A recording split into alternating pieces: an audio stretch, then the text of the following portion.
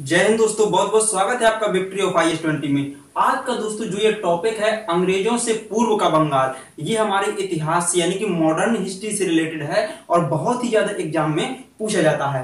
तो भैया ऐसा करो कि को थोड़ी पढ़ लो, है ना, क्योंकि ये एग्जाम में पूछो जाता है और फिर ना है तो फिर बोलोगे तुमने पढ़ा नहीं है। इसे तुम पढ़ लो ही खा और हाथ जोड़ रहा है, ठीक है। अब इसे ज्यादा कहा हुआ है, ठीक, पढ़ लो। को बहुत एग्जाम में क्वेश्चन पूछे जाती है, ठीक है। देखिए, अंग्रेजों से पूर्व का बंगाल कैसो हतो, को हमें पढ़ने ही में, ठीक है। अंग्रेजों से पूर्व को बंगाल यानी कि देखिए, जो पहला, आप थोड़ी सीरियस बात करेंगे, जो पहले बंगाल था जिसको अभी हम लोग पश्चिम बंगाल बोलते हैं, पहले पूरा बांग्लादेश वाला एरिया उसी में था, ठीक है। तो पूरा मिलाकर के वो बंगाल हुआ करता था। तो वो जो बंगाल था वो अंग्रेजों के आने से पहले उसकी स्थिति क्या थी और अंग्रेजों ने आखिर आकर बंगाल को ही सबसे ज्यादा क्यों महत्व दिया, मतलब अंग्रेजों ने पहले क्यों चाहा कि हमें बंगाल मिल जाए, ठीक है। और किस तरह से अंग्रेजों ने बंगाल को भारत से छीन लिया उसको हम थोड़ा जानते हैं, क्योंकि एक ऐसे शासक हुए वहां पर बंगाल के नवाब जिन्होंने अंग्रेजों की कई लाशें बिछा दी थी, अंग्रेजों को कोठरी में बंद कर दिया था, ढेर सारे अंग्रेज मर गए थे। तो इको आप समझ लीजिए थोड़ी, ठीक है। बहुत ही रोचक स्टोरी है, इको समझ। देखो, पहले तो क्या हुआ करता था, देखिए, जब एक्चुअली जब बंगाल पर अंग्रेजों का शासन नहीं था तो पहले क्या था, जो बंगाल था वो मुगलों के अधीन हुआ करता था, ठीक है। जो बंगाल था वो मुगलों के अधीन हुआ करता था, यानी कि मुगल शासन के अधीन आता था। एक सूबा था, क्या था, मुगलों के अधीन एक सूबा था, उनका एक ही राज्य था। वहां पर वो नवाब नियुक्त कर देते थे। कौन नियुक्त करते थे नवाब? ये मुगल शासक, मतलब वहां के नवाब नियुक्त कर देते थे ताकि वो लोग क्या करें, वो नवाब वहां का प्रशासन ठीक से संभाले, ठीक है। तो यहाँ पर नवाब नियुक्त किए जाते थे मुगलों के द्वारा, और यही नवाब जो थे वो कहलाते थे बंगाल के नवाब। आपने सुना होगा कि अवध के नवाब भी होते थे, ठीक है, जैसे सुजाउद्दीन। तो इस तरह के ये अवध के नवाब भी होते थे, ठीक। तो इसी तरह से बंगाल के नवाब थे जो बंगाल का प्रशासन संभालते थे।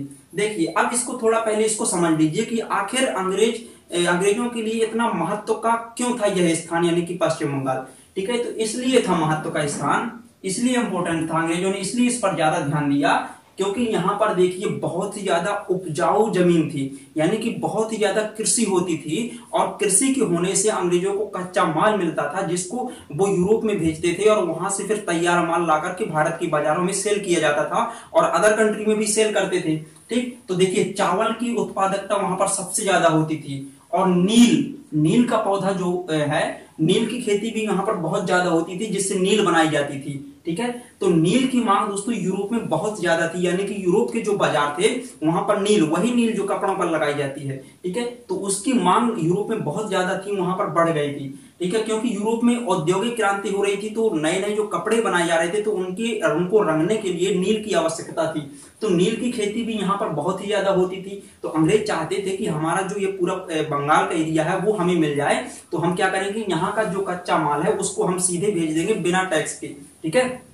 तो नील की खेती होती थी। इसके अलावा मसालों की खेती भी, जैसे काली मिर्च की खेती यहाँ पर सबसे ज्यादा होती थी, रेशम की खेती यहीं पर सबसे ज्यादा होती थी, कपड़े जैसे सूती, मतलब कपड़ा बनाने का कारखाना भी यहाँ पर था, और कढ़ाई बुनाई इत्यादि कलाएं भी यहाँ पर बहुत ज्यादा प्रचलित थी। और ये तो था उसका आर्थिक स्थिति, ठीक है, आर्थिक स्थिति थी बंगाल की, मतलब इन सब चीजों की वजह से बंगाल की अर्थव्यवस्था बहुत ही अच्छी थी, ठीक है। वहां पर लगान भी, वहां पर जो टैक्स मिलता था वो भी बहुत ज्यादा चुकाना पड़ता था, ठीक। अब देखिए, दूसरी बंगाल की अच्छी व्यवस्था ये थी कि वहां पर शांति व्यवस्था बहुत ज्यादा कायम थी, यानी कि देखिए, अगर आप नॉर्थ इंडिया में देखेंगे, उस टाइम की बात है ये, मतलब 18वीं शताब्दी की बात कर रहे हैं, ठीक है, मतलब 1700 से लेकर 1799 तक की बात है।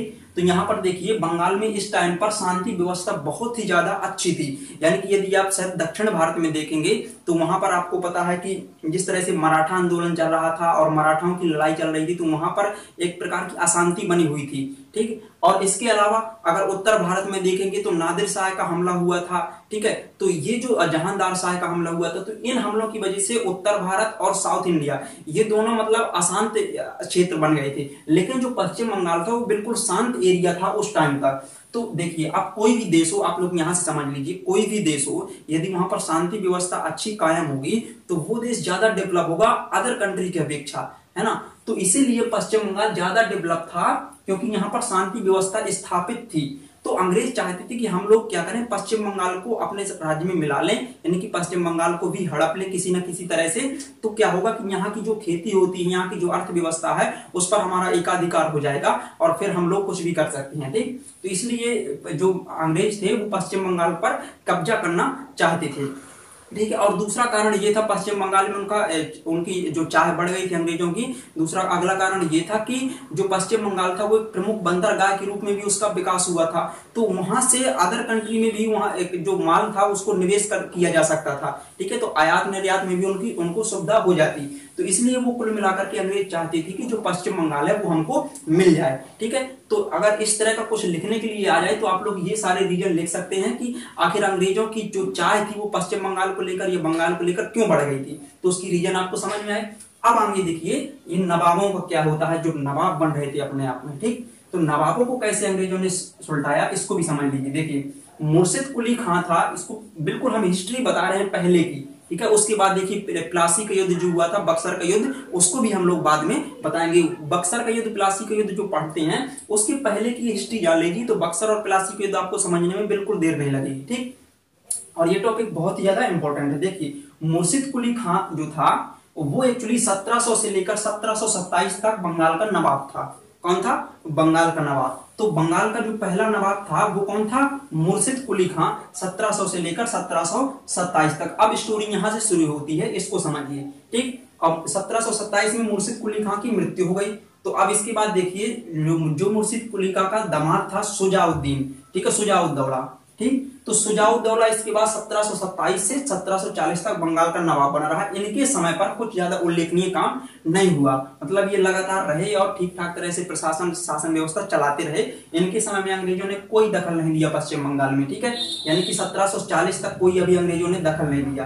ठीक, अब इसके बाद देखिए क्या हुआ कि सुजाउद्दीन की जब मृत्यु हो गई तो मुर्शिद कुली खां का एक बेटा था जिसका नाम था सरफराज। क्या नाम था? सरफराज। तो सरफराज ने क्या किया, ये सरफराज एकदम चूतिया टाइप का इंसान था। कैसा था? बिल्कुल पागल, इसको मतलब कुछ स्वाद नहीं था, अयोग्य जिसको बोलते हैं हम लोग। ठीक है, तो सरफराज का अयोग्य शासक था तो मुर्शिद कुली खां का बेटा, लेकिन मुर्शिद कुली खां बहुत होशियार आदमी थे। ठीक, तो जो सरफराज था वो 1 साल के लिए जबरदस्ती में बन गया, है ना, क्योंकि इसके पिता थे नवाब, तो ये भी बन गया।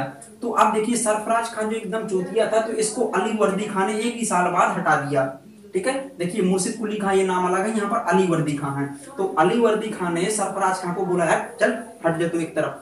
ठीक है, नहीं हटेगा तो उठा के फेंक देंगे यहाँ से। ठीक, तो सरफराज खान डर गया और ये इसको हटा ही दिया। ठीक, तो अब देखिए अली वर्दी खान जो था वो 1741 से लेकर 1756 तक ये बंगाल का नवाब बना रहा। अब इसके टाइम पर देखिए अली वर्दी खान जो था, इसके टाइम पर भी कुछ नहीं हुआ, बंगाल में उसी तरह से शांति स्थापित रही। ठीक है, तो मतलब कि कुल मिलाकर के 1 2 3, ये तो ऐसा ही था पागल। ठीक है, 1 साल के लिए बना था। तो कुल मिलाकर जो 3 नवाब थे इनके समय में ज्यादा उथल पुथल बंगाल में नहीं हुई। लेकिन अली वर्दी खां की जब 1756 में मृत्यु हो गई तो अब देखिए अली वर्दी खां के पास कोई बेटा नहीं था, उसकी केवल 3 लड़कियां थी। तो अब बताइए कि कौन शासक बनेगा, कौन नवाब बनेगा बंगाल का, है ना, क्योंकि वो तो उत्तराधिकार के आधार पर चल रहा था, तो इसकी तो लड़का नहीं था कोई। तो अब देखिए यहाँ पर इसकी जो 3 बेटियां थी अली वर्दी खां की, इसकी मृत्यु के बाद तो इनमें हुआ झगड़ा। क्या हुआ? सत्ता प्राप्त करने के लिए इन तीनों लड़कियों में हो गया झगड़ा। ठीक, तो जब तीनों लड़कियों में झगड़ा हुआ तो क्या हुआ कि जब सबसे छोटी बेटी थी उसका लड़का था सिराजुद्दौला। कौन था? सिराजुद्दौला, सबसे छोटी बेटी का लड़का। ठीक, अली वर्दी खां की सबसे छोटी बेटी का लड़का था सिराजुद्दौला। तो ये बन गया बंगाल का नवाब। ठीक है, इसकी थोड़ी शक्ति ज्यादा थी तो ये नवाब बन गया।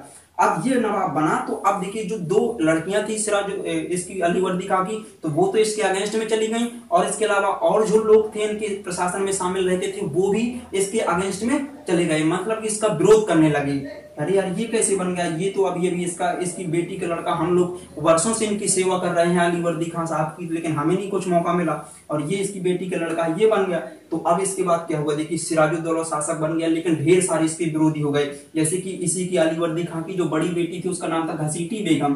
ठीक है, तो घसीटी बेगम ये विरोध में चली गई। एक और था इनके यहाँ पर प्रसिद्ध सेनापति रहता था राजवल्लभ, तो ये भी अगेंस्ट में चला गया सिराजुद्दौला की। मीर जाफर भी कहीं ना कहीं चिढ़ रहा था, ये भी सेनापति ही था। मीर जाफर भी शामिल तो इसी के साथ में, लेकिन इससे चिढ़ रहा था, चिड़न हो रही थी इसको। और इसके अलावा शौकत जंग जो था, ये पूर्णिया का नवाब था, पूर्णिया पश्चिम बंगाल में ही है, ठीक है। तो ये वहां पर अलग से प्रशासन चला रहा था, तो ये भी इसके अगेंस्ट में चला गया सिराजुद्दौला के। तो देखिए एक्चुअली हुआ क्या, मई 1756 में, अब इसको समझिए थोड़ी, मई 1756 में क्या हुआ कि जो पूर्णिया का नवाब था शौकत जंग, क्या नाम था, शौकत जंग, तो इसकी उदंडता थोड़ी बढ़ गई थी, मतलब अपने आप में ज्यादा गुंडा बनने लगा था ये शौकत जंग।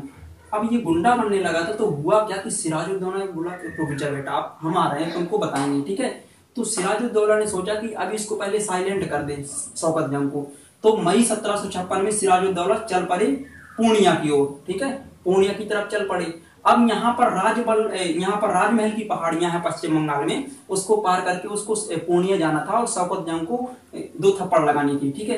तो इसके बाद यहाँ पर ये पहाड़ियों में पहुंचा जब राजमहल की पहाड़ियों तक, राजमहल एक स्थान है पश्चिम बंगाल में ही, तो इसको अचानक सिराजुद्दौला को खबर मिली यार अंग्रेज तो पश्चिम बंगाल में ऐसी तैसी कर डाल रहे हैं, ठीक है, पश्चिम बंगाल में अंग्रेज ऐसी तैसी किए डाले रहे हैं और क्या कर रहे हैं कि वो जो राजवल्लभ का पुत्र है कृष्णदास, उसको उन्होंने शरण दी है और कलकत्ता में उन्होंने किलेबंदी शुरू कर दी है, मतलब कलकत्ता में घेराबंदी शुरू कर दी है, किला बनाने लगे हैं और उसी किले में कृष्णदास को शरण दे दी अंग्रेजों ने। और कृष्णदास कौन था, राजवल्लभ का पुत्र था, और राजवल्लभ तो इसका विरोधी था सिराजुद्दौला को। तो अब सिराजुद्दौला ने सोचा कि यार शौकत जंग को छोड़ो, पहले अंग्रेजों को निपटा के आते हैं, फिर इसको बाद में देखेंगे। तो सिराजुद्दौला जो था तो यहीं से लौट आया राजमहल से, और क्या किया, आकर के अंग्रेजों को पहले ठीक से धोया, ठीक है, अंग्रेजों को ठीक से इसने धो दिया।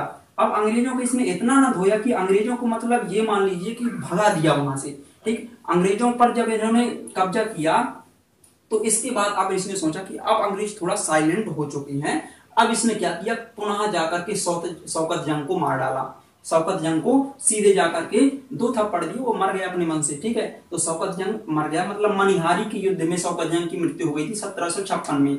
मनिहारी वहीं पर पश्चिम बंगाल में पड़ता है एरिया, ठीक है, तो वहीं पर शौकत जंग की मृत्यु हुई। अब शौकत जंग तो चले गए काम से, अब बचे अंग्रेज और ये मीर जाफर, राजवल्लभ, ठीक। तो घसीटी बेगम तो वैसे ही कुछ इसका ज्यादा इंपॉर्टेंस था नहीं, ठीक। अब देखिए यहां से क्या होता है, देखिए जब अंग्रेज, एक बार तो अंग्रेज शांत हो गए यहाँ पर, जब वो राजमहल की पहाड़ियों से लौटकर अंग्रेजों को आकर शांत कराया, ठीक, एक बार शांत हो गए। लेकिन अंग्रेजों ने क्या किया कि पुनः फिर से उन्होंने कलकत्ते जो कोलकाता था उसकी घेराबंदी शुरू कर दी, वहां पर किला बनाना, और इसके अलावा वो मतलब अंग्रेज अपने आप को ये समझने लगे कि हमें कोई यहाँ पर टैक्स ही नहीं चुकाना है, मतलब टैक्स भी नहीं चुकाते थे जो वहां पर व्यापार करते थे बंगाल में, और इस तरह से उनकी उदंडता अंग्रेजों की ज्यादा बढ़ रही थी। तो इसके बाद क्या हुआ, सिराजुद्दौला ने 20 जून 1756 में इन पर आक्रमण किया, 20 जून 1756 में। अब देखिए 1757 में प्लासी का युद्ध हुआ था, 23 जून 1757 में शुरू हुआ था प्लासी का युद्ध, लेकिन जस्ट 1 साल पहले की बात है उसके, ठीक है, प्लासी के युद्ध के 1 साल पहले की बात हो रही है। तो 20 जून 1756 में क्या किया सिराजुद्दौला जो था, तो सिराजुद्दौला ने अंग्रेजों पर जाकर आक्रमण कर दिया, जो अंग्रेजों की उदंडता बढ़ती जा रही थी, तो उनको साइलेंट करने के लिए,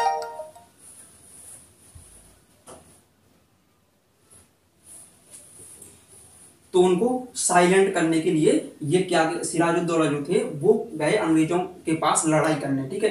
तो अंग्रेजों को जाकर इसने इतना ना धोया, इतना ना धोया कि अंग्रेज जाकर के फोर्ट विलियम, देखिए इसने सिराजुद्दौला ने फोर्ट विलियम, जो अंग्रेजों का एक किला था फोर्ट विलियम किला, उस पर कब्जा कर लिया, अंग्रेजों को वहां से भगा दिया, ठीक, फोर्ट विलियम किला में। और इसी किले में कृष्णदास को उसने शरण दी थी अंग्रेजों ने, ठीक है।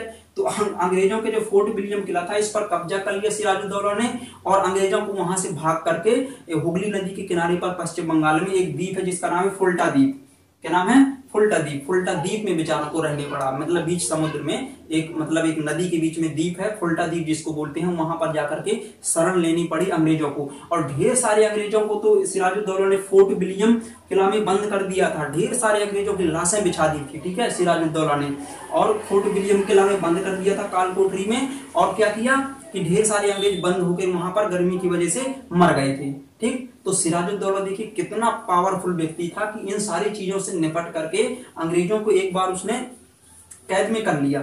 लेकिन इसके बाद हुआ क्या कि जैसे ही, देखिए अंग्रेजों की तो ढेर सारी कंपनियां थी, तो एक कंपनी जो थी तो वो थी वहां पर पश्चिम बंगाल में, एक थी मद्रास में, मद्रास में भी अंग्रेज लोगों की रेजिडेंसी थी, ठीक है। तो अब ये खबर पहुंची मद्रास, अब मद्रास में जनरल लॉर्ड क्लाइव और Watson, Lord Watson, Lord Clive ये थे। तो इनको पता चला कि यार अंग्रेजों को तो धो डाला इसने सिराजुद्दौला ने, ठीक है। तो अब क्या हुआ कि ये यहाँ से पहुंचे अंग्रेजों की मदद करने के लिए, ये हम तुम्हें बचाएंगे, ठीक है, क्योंकि ये भाई भाई थे ना, पूरे देश में फैले थे अंग्रेज, ठीक है। तो एडमिरल वाटसन और लॉर्ड क्लाइव, एडमिरल वाटसन और लॉर्ड क्लाइव ये दोनों पहुंचे और सेना लेकर के अंग्रेजों की सहायता करने। तब जाकर के इन्होंने जाकर के अंग्रेजों को फुल्टा द्वीप से बाहर निकाला और फोर्ट विलियम पर फिर से क्या कर लिया, कब्जा कर लिया, एक संधि कर ली, ठीक है। और इस संधि को बोलते हैं अलीनगर की संधि, मतलब कि सिराजुद्दौला और अंग्रेजों के बीच में एक संधि हो गई, इसको बोलते हैं अलीनगर की संधि। लेकिन ये संधि ज्यादा दिन तक नहीं टिक सकी और फिर से वो युद्ध शुरू हो गया।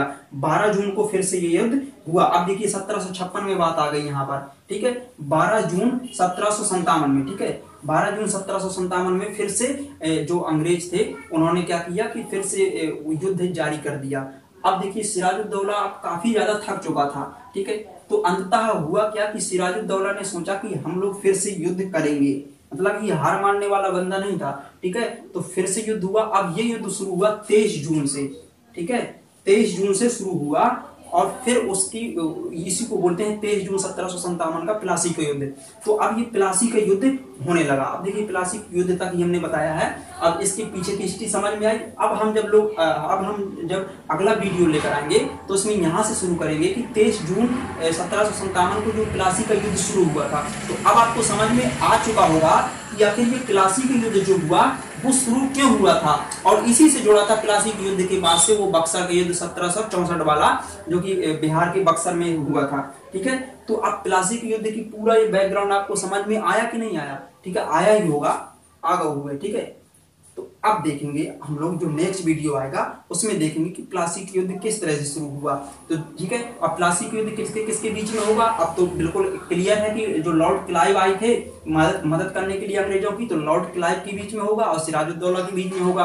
तो यदि आपसे अब कोई इतना पूछे तो ये बन जाएगा, ठीक है। तो जल्दी ही मिलते हैं दोस्तों नेक्स्ट वीडियो में। इसमें हम इतना ही पढ़ेंगे। अब नेक्स्ट वीडियो में हम प्लासी के युद्ध और बक्सर के युद्ध को पढ़ने की कोशिश करेंगे। तो जल्दी ही मिलते हैं, तब तक के लिए जय हिंद।